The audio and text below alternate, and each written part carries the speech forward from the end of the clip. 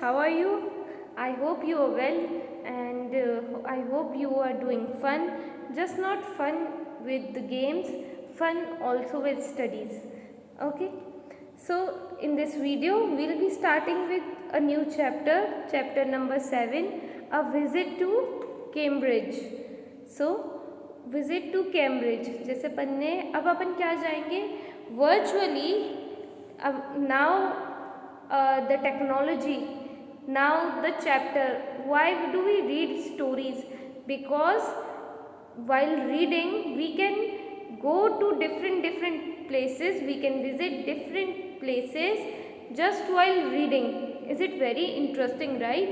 कि अपन सिर्फ पढ़ते ही सोचने लग जाते हैं कि हाँ हम आज, अगर मैं आपको मुंबई के बारे में बताऊँ तो आप इमेजिन करोगे कि हाँ अब यहाँ गए, फिर ट्रेन आई, बीचेस हैं, सनसेट्स हैं. So similarly this story will take us to the Cambridge. We will see different extraordinary people. Okay, so now let's begin with the story, a visit to Cambridge. Before you read this story is of a meeting between two extraordinary people. Both of them are disabled or differently able, as we now say. So now this story is about a meeting. किसकी meeting हुई? Of to extraordinary people की. कौन थे वो extraordinary? Let's see. चलो, we'll be reading and you'll guess it easily. तो दोनों क्या थे? डिसेबल थे. बट आजकल अपन डिसेबल को क्या कहते हैं? Differently abled. डिसेबल हो गया मीन्स कुछ भी ना कर पाना. डिफरेंटली एबल्ड मीन्स कुछ और तरीके से एबल है, मीन्स माइट बी वो कुछ ऐसा कर सकते हैं जो अपन नहीं कर सकते. तो डिफरेंटली थोड़ा अलग तरीके से able. Stephen Hawkins is one of the greatest scientists of our time. He suffers from form of paralysis that confine him to a wheelchair and allows him to speak only by punching buttons on computer.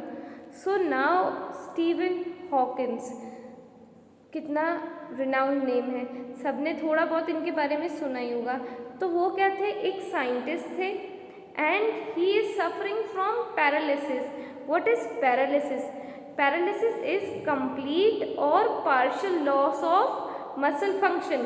ये सब क्या है? अपन function, अगर मैं हाथ हिला रही हूँ तो ये क्या है? Muscle function.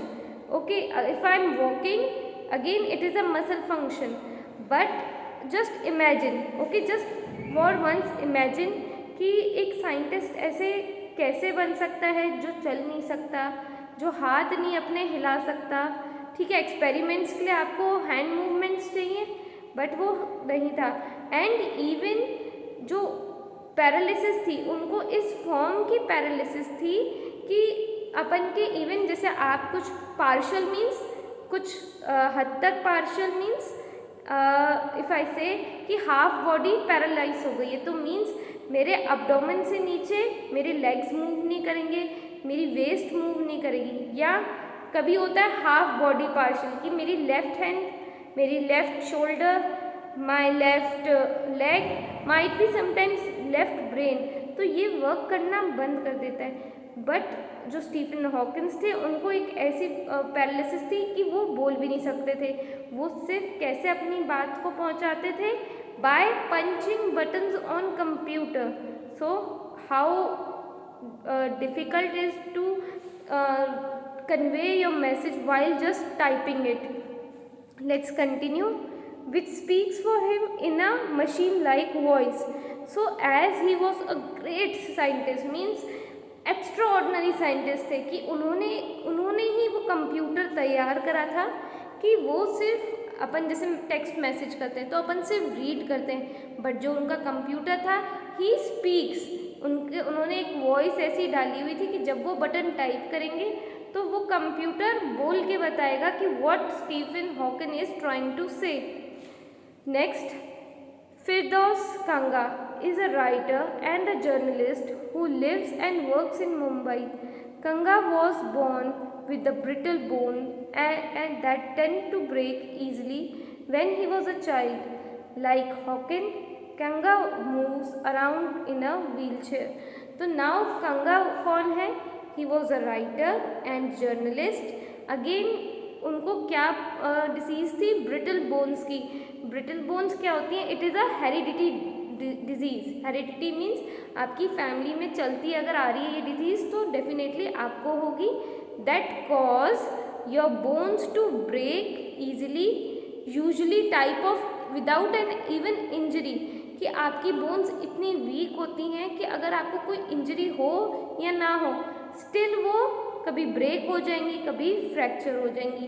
तो जैसे स्टीवन हॉकिंस पैरालाइज थे, मीन्स वो मूव कर नहीं सकते थे, so he moves on wheelchair. Similarly Kanga also move around in wheelchair. Means कहीं पे भी अगर उनका मूवमेंट होगा तो वो व्हीलचेयर के थ्रू होगा, नॉट विदाउट द व्हीलचेयर.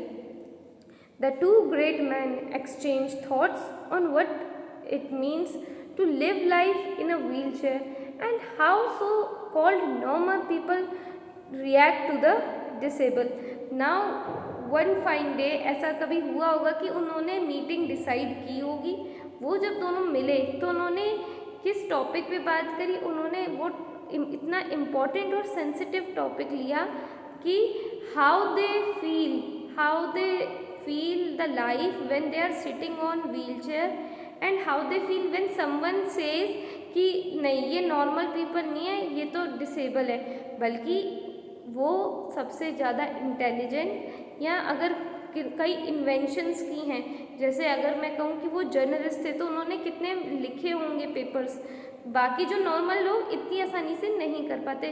तो ये सब अगर उनको लोग कहते हैं तो वो कैसे रिएक्ट करते हैं या लोगों का रिएक्शन कैसे होता है when they just first saw them. अगर आप एक व्हील चेयर पर देखोगे पर्सन को तो आप कहोगे नो, वो he and she can't do anything.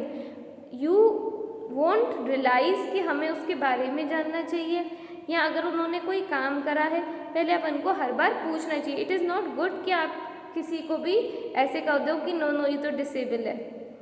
Let's start with the first paragraph.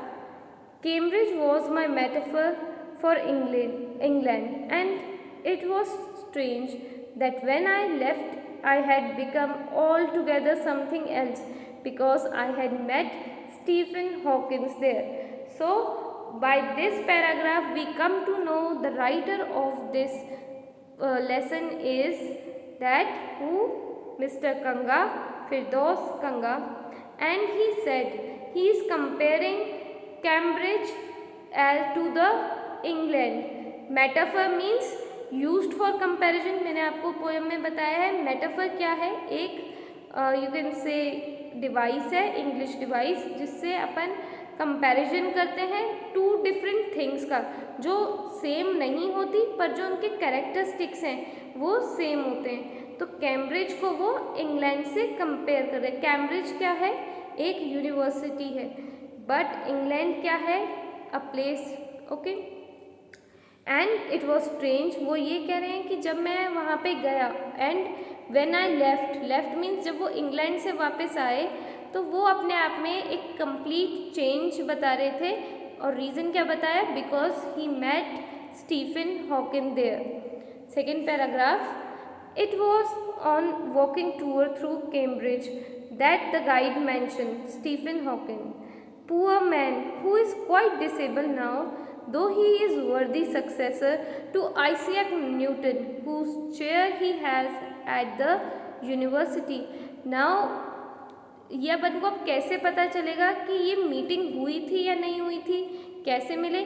तो यहाँ पे उन्होंने मीटिंग डिसाइड नहीं की थी. फिरदौस कंगा कभी इंग्लैंड गए होंगे और जब वो कैम्ब्रिज में घूम रहे थे, Cambridge is huge university, means काफ़ी you can say popular university है.